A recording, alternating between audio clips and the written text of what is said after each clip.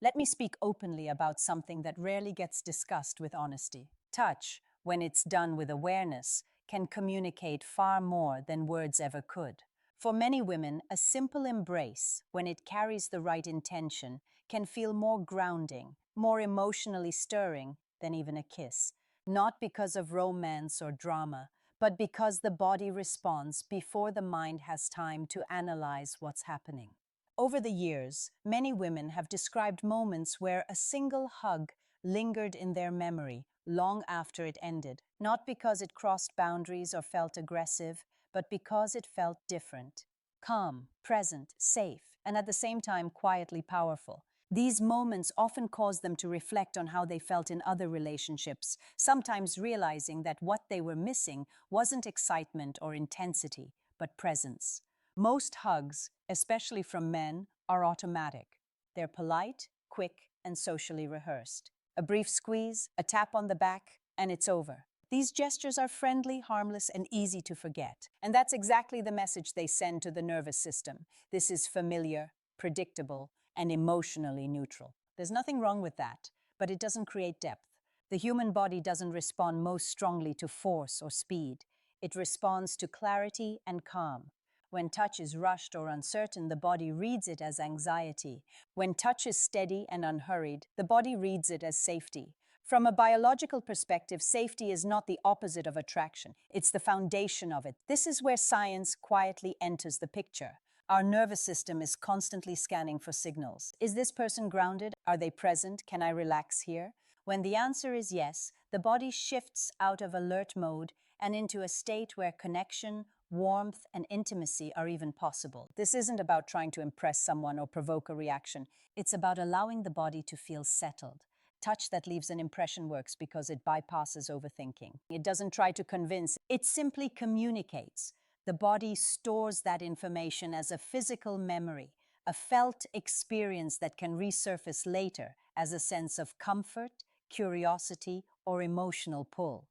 This is sometimes called a somatic memory, meaning the body remembers even when the mind can't fully explain why. For men, this can be a powerful realization. Attraction isn't built through constant motion or exaggerated confidence. It's often built through restraint, through slowing down, through being fully there in a moment without trying to fill the silence or rush to the next step. Stillness, when it's confident rather than awkward, sends a strong message. I'm comfortable in myself, and I'm not afraid of closeness. In the next part, we'll explore how pace and silence affect the nervous system, and why doing less can often create a deeper connection than doing more.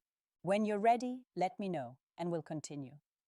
One of the most common misunderstandings about connection is the belief that intensity creates attraction, louder emotions, faster movements, bigger gestures.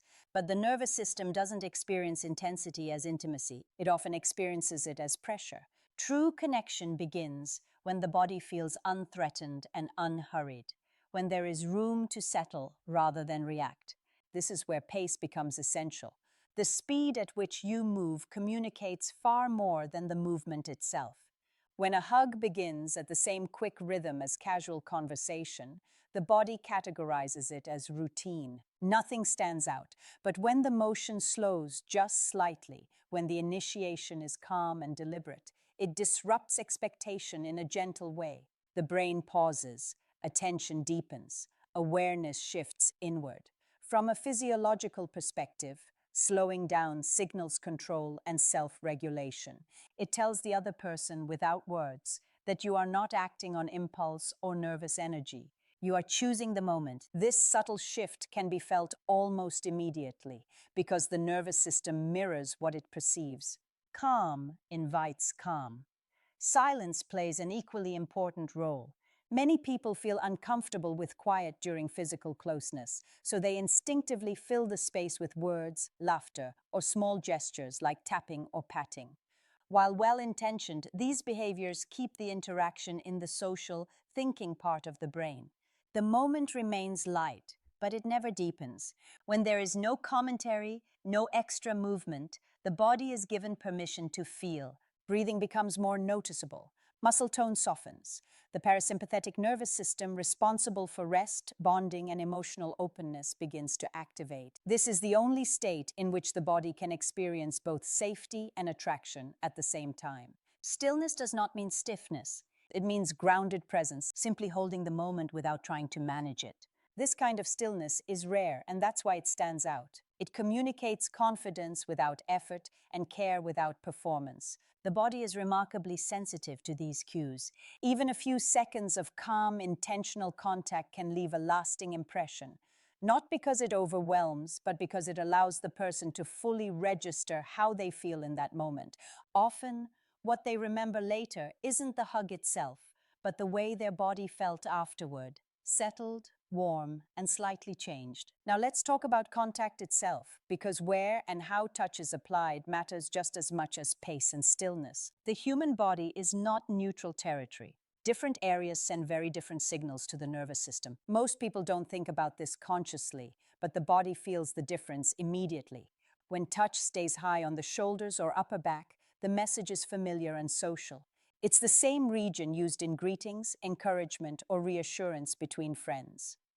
The nervous system recognizes this pattern and stays in a friendly, alert mode. There's comfort there, but no depth. Lower contact, when it's appropriate and respectful, communicates something else entirely. The lower back, especially the natural curve just above the hips, is closely linked to feelings of support and stability. From a biological standpoint, this area is associated with posture, balance, and protection. When a steady, warm hand rests there briefly, the body often interprets it as grounding rather than invasive. What matters most is intention. Touch that is calm and deliberate is very different from touch that is searching or uncertain. A grounded hand placed with clarity communicates presence. It says, without words, I am here, I am steady, and I am attentive. The nervous system responds to that message by softening, not bracing. This is why the memory of such moments can linger. The body remembers how it felt to relax. It remembers the contrast between tension and ease.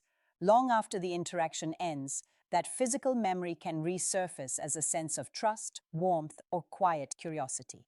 Not because something dramatic happened, but because something real did. It's important to be clear about boundaries here. This is not about manipulation or control, it's about awareness. True connection always respects comfort and consent. When someone feels safe, they naturally open. When they feel rushed or managed, they close. The goal is never to take something from another person, but to create a moment where both people feel more present than before. At its core, this approach isn't a technique. It's a reflection of inner state. You cannot fake calm for the nervous system. The body detects authenticity instantly. When you slow down, stay quiet, and remain grounded, you're not performing. You're allowing who you are to be felt. In a world that moves fast and talks constantly, moments of quiet presence are rare. That's why they're powerful. They remind the body that it's allowed to rest, to feel, and to connect without pressure. And that experience, more than any words or gestures, is what people carry with them. If there's one takeaway to hold on to, let it be this: how you make someone feel in their body matters more than anything you say. When touch is intentional, respectful, and calm, it becomes a form of communication that reassures, grounds, and gently deepens connection.